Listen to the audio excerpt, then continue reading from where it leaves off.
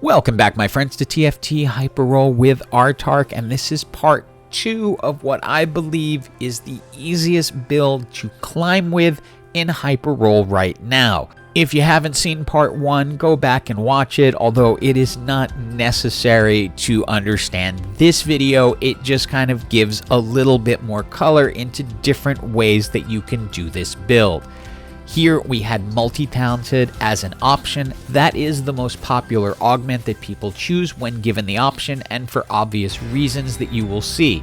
I was very happy to have gotten it here.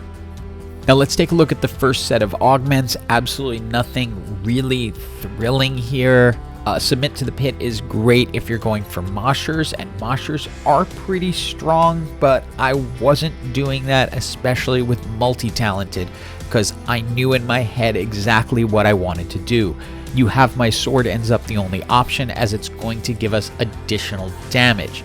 I'm looking through, hoping to find the Jinx Rapidfire, because that will trigger both Punk and Rapidfire. So I would then be able to get to the 4 Punk fairly easily without needing Twitch. Now, Punk Twitch is not unusable. You would use it in an Executioner's build. I just find it a little harder to put together than the Rapidfire build, so I recommend this one.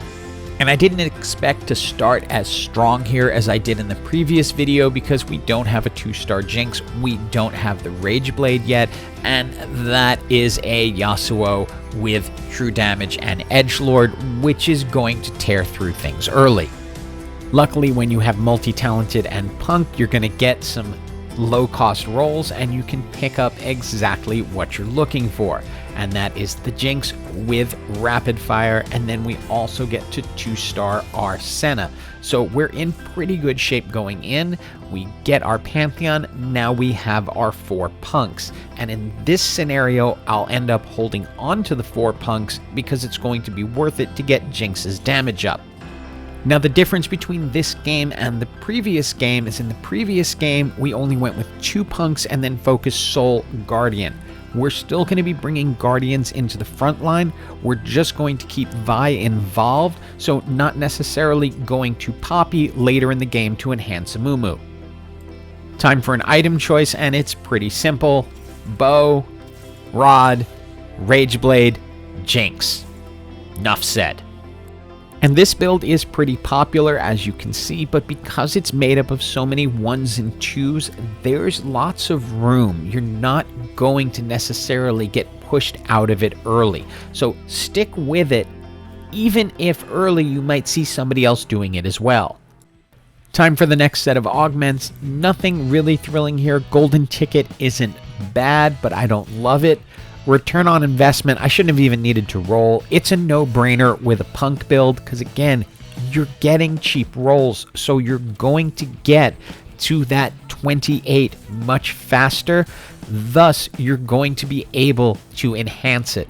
Bring in Guardians wherever you can, whether it's Taric or Nico or Amumu, of course, is going to be a centerpiece once we can get him. And thanks to the strength of these early champs, I tend to find you stay near the top of the health charts most of the time. Where it does get weak is towards the end if you haven't built up your front line properly. And to that end, I'm going to focus on the front line as much as possible as I'm going. I'll get 2 Rapidfire just to trigger the trait, but I want to get as many of my Guardians in place first so that Jinx has time to power up and finish fights off. And we are in the rinse and repeat stage, where we're just going to keep building up the front line, picking up Rapidfires when we can, but not necessarily putting them in at least until we have 4 Guardians. But Jinx is going to be carrying the damage for this part of the game. Time for our final set of augments. Nothing exciting here. Could put Crown Guarded on one of our frontliners, but not really thrilled with it. Nothing exciting yet until we re-roll the final one. Unified Resistance, easy pick because our front line is just standing in a row. We also got the items for Last Whisper on Jinx, which for me is key. These are my 3 favorite items, simply because it gives her a lot of power, speed, and then she's going to just chew through opposing teams, even if they had good armor. Note, we have put Amumu into the game. Frontline, Bramble Vest, again, he is our secondary star here.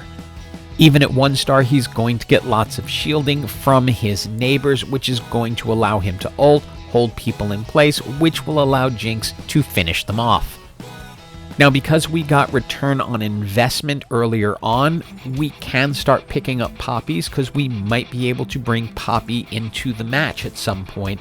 That can be pretty valuable. Here I'm going to go ahead and grab the needlessly large rod because that will allow us to make another Rageblade for the backline once we want to start building up our rapid fires. But we check on our return on investment. We are 1 away, so we can now go ahead and bring in another rapid fire and give Caitlyn a Rageblade so that she can also be doing damage very quickly. Now, because we can go to 6 rapid fire, we're kind of in an interesting position because we can't do 6 rapid fire and 6 guardians. We only have 2 slots left, and that would give us 5 guardians, 6 rapid fire, so we're gonna be 1 short somewhere along the way, so Poppy's gonna have to go. And right now, Amumu is still only 1 star, but still has a huge impact. Again, the teammates are giving him shields thanks to the Guardian trait. That keeps him up, allows him to ult, allows Jinx to power up, and get enough damage done before she goes down that we are able to take out the Kaisa with just a little bit of health left. Item choice here, and I'm just looking for a final item for Amumu so I can just add an additional adaptive helm to give him a little more tankiness up front.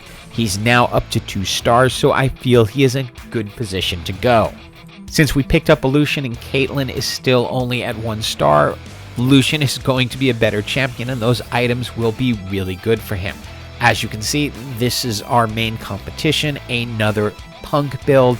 They're not using Guardian for the front as much as they are Bruiser, and that is allowing us to chew through them.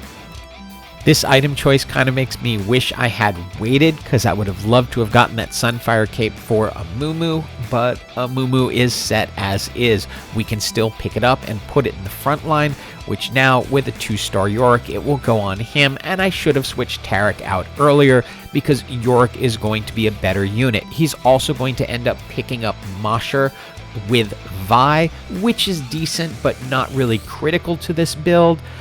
Getting Lucian up to 2 stars will be critical. And coming up here is the Nightmare build. Again, the EDM, where you're going to get lots of Lux ults, especially if she has good items going across, will wipe your backline. You can see, though, we're still pretty strong as Yorick takes it right down to the end, but either way, we end up in the top 4. And since it looks like tankiness is going to be more of an issue than raw speed, we decide to bring Tarek back in to give us these 6 Guardians, and we 2-star our Lucian, which is going to be key. Item choices here, it's all frontline. That's pretty much mostly what they offer, but my goal is to now make Yorick as strong as possible. Normally, he is an attack fighter, but in a 6 Guardian build him tank so he can last longer. His little minions won't do as much damage, but it will help you get through to the end. The Pentakill Edgelord build like this is not really going to stand a chance here because our front line is going to be very hard to take down, and Jinx is going to just keep doing damage. Between her and Lucian, they can get through it pretty quickly, but Yorick leads the damage charts. And it is now down to us against the other Rapid Fire Punk Guardian team. Although they've focused much more on the Punk Rapid Fire and us more on the Guardians, which I find to be the key in these matches is that tanky front line. And you'll see it play out here. And note that they have the final ascension, so they're going to get a damage boost, and they even have the even shroud, so they are going to be sundering our front line a little bit, but it's just not enough. The Guardians hold up so well that even with Sona's heals, we're able to get through them fairly easily. And we are now in 11-1, which is a sudden death round because it's going to do more than 20 damage, which is more health than you can possibly have.